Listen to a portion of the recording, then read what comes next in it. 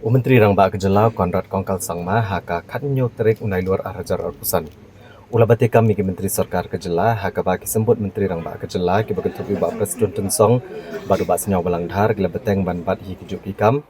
Uba Presiden un beteng ban bat ya ketenat Home Police, Parliamentary Affairs, Public Works Department Roads, Public Works Department Buildings but District Council Affairs. Kat ba senyau balang dhar pat ulah ban bat biang ya ketenat Penroisor, ketenat Commerce and Industries, ketenat Prisons and Correctional Services. Nalor kini umar kuis marak ubam shim lasap ni harsuki ulah betang ban bat biang ya kijuk hikam ki pekentup ya ke PHE, Housing but ke Soil and Water Conservation. Ki Menteri ke Thymmai pekentup Timothy Dishira nyok bat kemi ya ketenat jungok kai pertai bat karap karyang bat fisheries. Uba awailat miki shela ulah yok ban kemi ya ketenat kakot kakya sports but youth affairs but home passport. Uba sustenance sootun ulah syapen kamti ban kemi ketenat CNRD, Secretariat Administration but General Administration.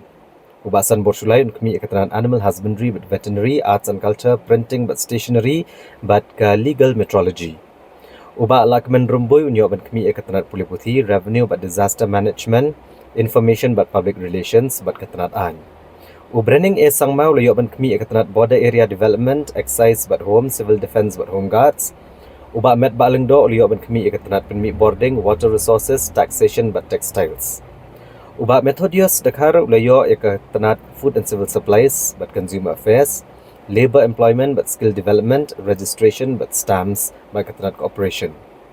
Menteri Rang Ba Kejelau kemi hidalade ya ketenat Cabinet Affairs, ketenat Pelatengka but kiwai ketenat gibam syam lapan kamti syakino kino menteri.